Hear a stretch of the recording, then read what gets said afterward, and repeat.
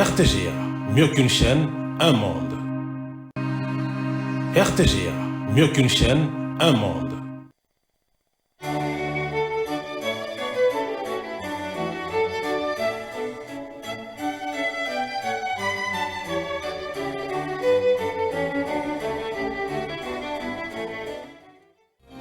Ce journal vous est offert par Tango Protection.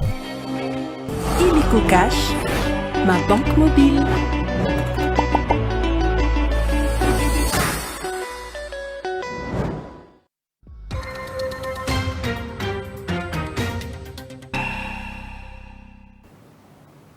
Mesdames, Messieurs, bonsoir. Merci d'avoir choisi la RTGA pour vous informer. Voici les titres de ce journal. La plus grande fête chrétienne a été célébrée ce dimanche 20 avril avec faste à travers le monde. À Kinshasa, les fidèles des églises des réveils étaient en liesse pour la résurrection du Christ, dont les paroisses catholiques Alléluia a été chanté pour la gloire du ressuscité.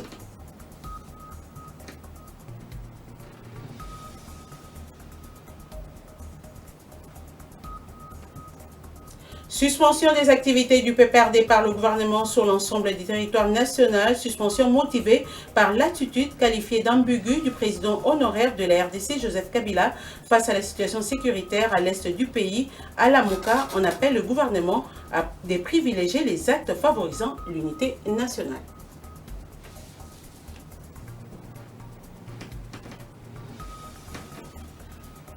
Et en partie rétrospective, nous allons revenir sur la participation de la RDC à la 16e conférence des présidents des assemblées francophones à Brazzaville, capitale de la République démocratique et de la République du Congo. Voilà tout pour les titres. Encore une fois, bienvenue dans cette session d'information. La communauté chrétienne du monde entier était en fête ce dimanche. La Pâque, considérée comme la plus grande fête chrétienne, a été célébrée avec faste à travers la terre. En République démocratique du Congo, les fidèles des églises des réveils étaient aussi en liesse. Ce dimanche, des cultes célébrant Jésus-Christ ressuscité ont été organisés dans différentes paroisses et communautés des églises des réveils. Les chrétiens catholiques, particulièrement ceux de la paroisse Saint-Kizito à Limete-Kingabwa, ont célébré avec solennité la résurrection du Christ dans une liturgie marquée par les baptêmes de nouveaux croyants et le renouvellement de la foi chrétienne. Elvis Ebama nous en parle. On se reprend.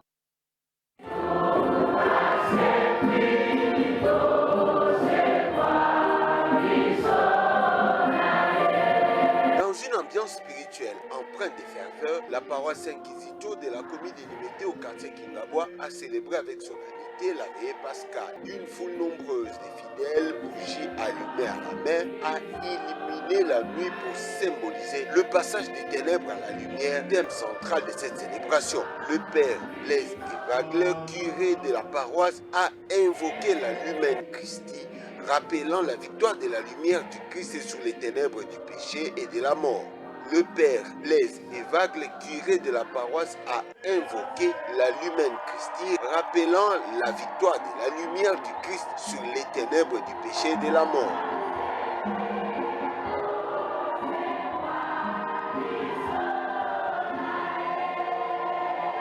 Des chants puissants, des danses et des cris de joie ont retenti dans les temples, exprimant la foi et la joie de la résurrection de Jésus-Christ.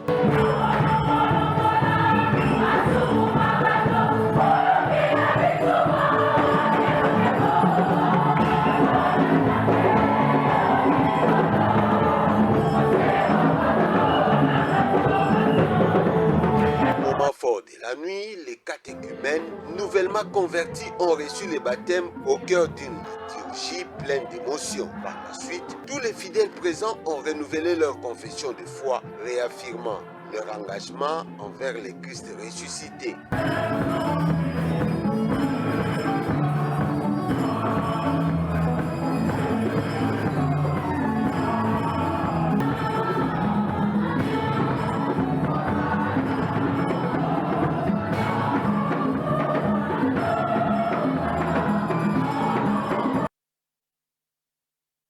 Dans son message des Pâques, le cardinal Fridolin Ambongo a salué l'initiative conjointe de la Conférence épiscopale nationale du Congo et de l'Église du Christ au Congo qui vise à engager un dialogue national inclusif face à la crise sécuritaire persistante à l'est du pays.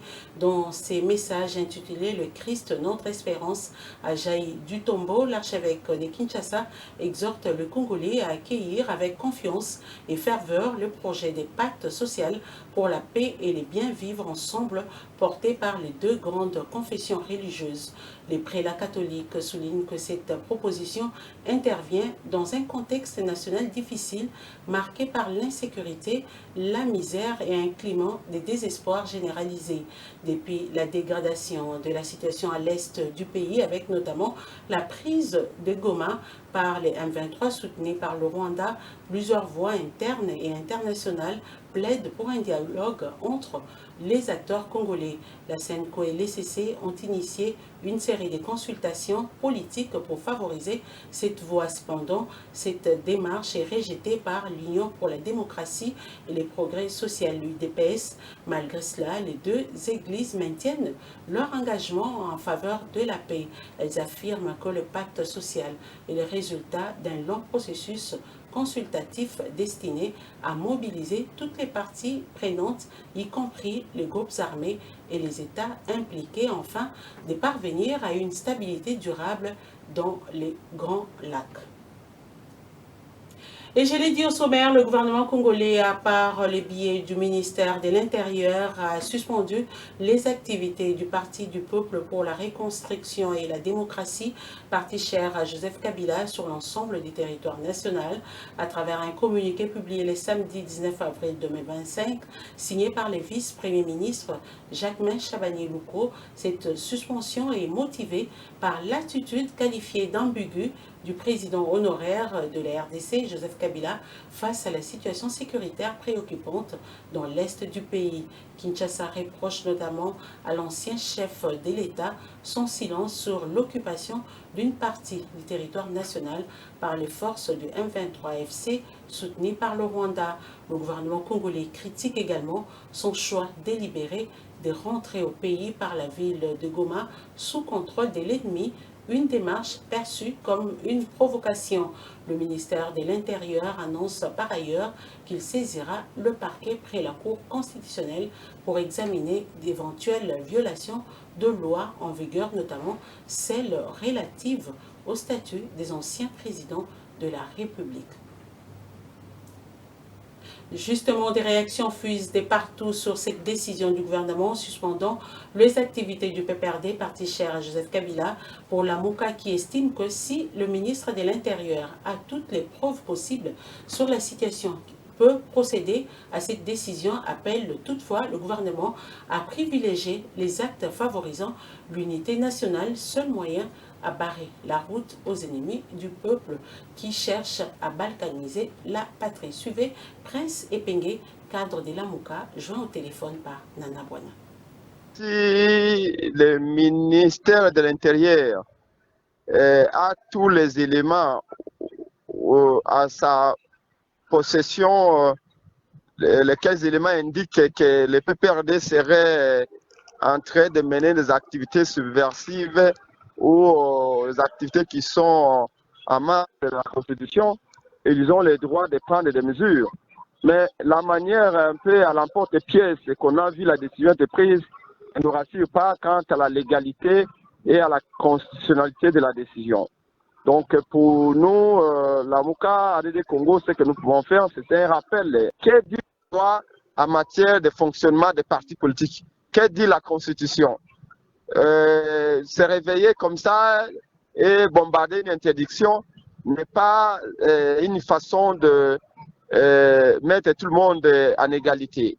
Et il faut le savoir qu'en ce moment, nous avons beaucoup plus besoin de l'unité, de la cohésion et de la paix plutôt que besoin de décisions irrégulières qui énervent la Constitution.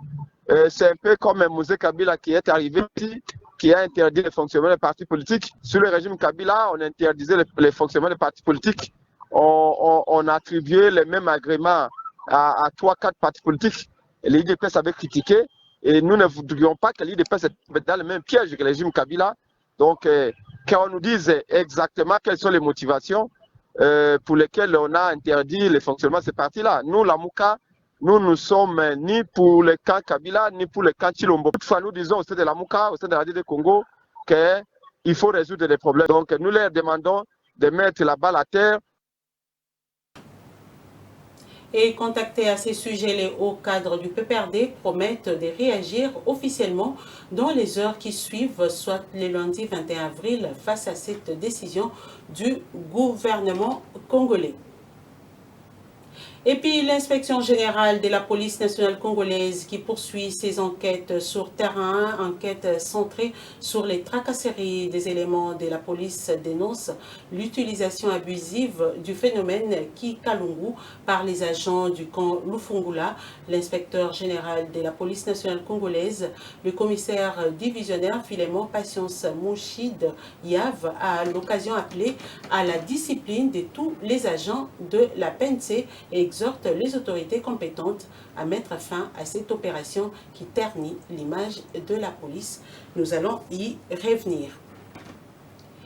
Sachez également que la première ministre Judith Suminwa Tuluka a officiellement clôturé le samedi la 9e édition Expo Béton, un rendez-vous annuel consacré à la réflexion sur les infrastructures, l'urbanisme et le développement économique de la République démocratique du Congo. Dans son discours de clôture, la chef du gouvernement a salué l'orientation donnée à cette édition centrée sur les corridors stratégiques du sud du pays, notamment celui de Lubero, présenté comme un vecteur essentiel de la croissance. La première ministre a également salué l'engagement du secteur privé congolais, des investisseurs étrangers ainsi que de la jeunesse qu'elle considère comme des piliers du développement national. Et je l'ai dit au sommaire, en page rétrospective, Brazzaville, capitale de la République du Congo, a abrité la 16e conférence des présidents des assemblées parlementaires francophones. Ces assises qui avaient pour objectif de renforcer la coopération et les dialogues au sein de la francophonie. Elles ont été ouvertes par le président de l'Assemblée nationale de la République du Congo, Isidore Mvuba.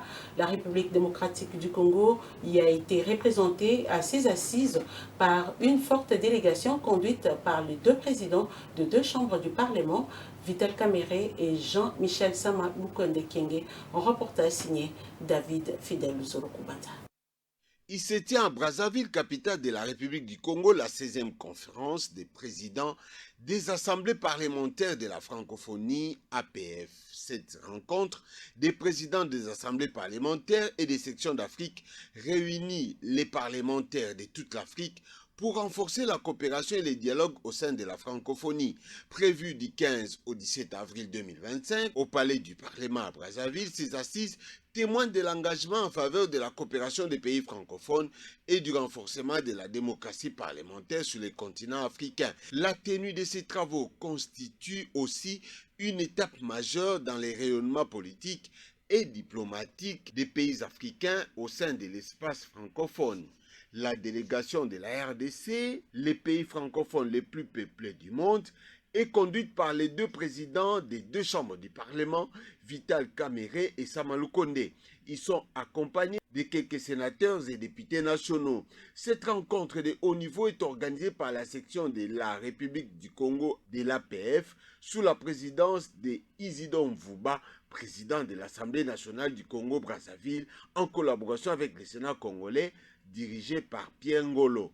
Après la série de discours des différents intervenants, le président de l'Assemblée nationale du Congo-Brazzaville, Isidore Mvuba, a déclaré ouverte la 16e édition de la conférence des présidents des assemblées parlementaires de la francophonie. La commission chargée d'enquêter sur les inondations dans la ville de Kinshasa, mise en place récemment par l'Assemblée provinciale, a entamé mercredi passé les descentes sur terrain dans les sites touchés par ces drames qui avaient causé des pertes en vies humaines, dégâts matériels importants. Au moment où d'autres députés sont allés également renforcer les déplacés en leur portant un message d'espoir et de solidarité. Ce reportage est signé par Dieu merci Diaka. Le député national élu de la ville de Goma, Patrick Mouniomo, accompagné de son épouse, a rendu visite samedi 19 avril 2025 aux déplacés de guerre victimes de l'agression rwandaise installés à Kinshasa. Cette rencontre de compassion et de solidarité visait à réconforter ces compatriotes qui ont été contraints de fuir leur foyer en raison de violences armées dans l'est du pays. Au cours de cet échange, ces déplacés ont exposé leurs difficultés quotidiennes et formulé plusieurs préoccupations que les députés s'est engagé à transmettre personnellement au président de la République, Félix Tshisekedi. Notre président ne dort pas. Vous avez suivi, hier même, il était à Lubumbashi. Après avoir tenu le conseil des ministres, il est rapidement rentré ici à Kinshasa. Parce qu'il suit de près tout ce qui se passe, pas seulement à l'est du pays, mais tout ce qui se passe dans notre pays. C'est le nôtre. Et nous, comme des députés nationaux, l'Assemblée nationale, le Sénat, je voulais parler du Parlement. Nous avons juré de l'accompagner pendant ce moment. Nous sommes en guerre et nous devons mettre en priorité, n'est-ce pas, la protection de notre pays. Vos recommandations, vos préoccupations, je vais les soumettre directement au chef de l'État, son Excellence Félix Antoine Tshisekedi. Dans un geste fort de solidarité, Patrick Mouniomo a remis une aide financière de 200 000 $ américains aux victimes de cette guerre injustement imposée par le Rwanda sous la bannière du groupe armé M23 AFC. Un acte salué comme celui d'un bon père de famille soucié du bien-être de ses concitoyens en détresse. Cette visite traduit la volonté du député national de rester proche de sa base, même en dehors de sa circonscription électorale, et de porter haut le voix, de déplacer du nord et sud Kivu jusqu'aux plus hautes instances du pays. Voilà, c'est la fin de ce journal dominical. Je vous en rappelle les principaux titres. La plus grande fête chrétienne a été célébrée ce dimanche 20 avril avec faste à travers le monde. À Kinshasa, les fidèles des églises des réveils étaient en liesse pour la résurrection du Christ. Dans les paroisses catholiques, Alléluia a été chanté pour la gloire du ressuscité.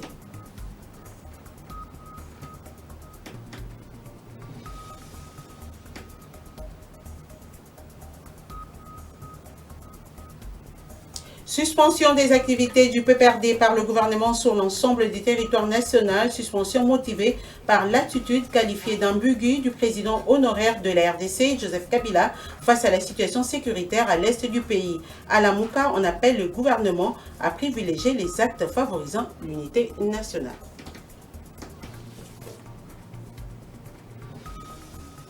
Et en page rétrospective, vous avez suivi la participation de la RDC à la 16e conférence des présidents des assemblées francophones à Brazzaville, capitale de la République du Congo.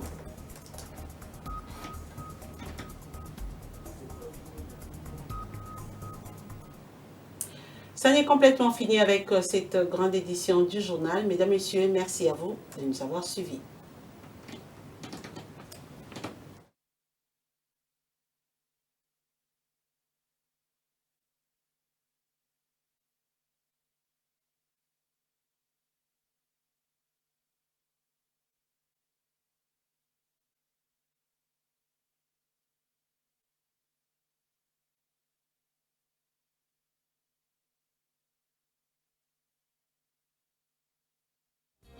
Ce journal vous a été offert par Tango Protection.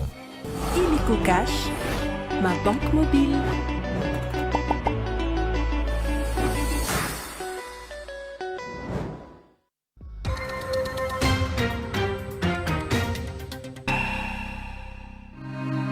RTGA, mieux qu'une chaîne, un monde. RTGA, mieux qu'une chaîne, un monde.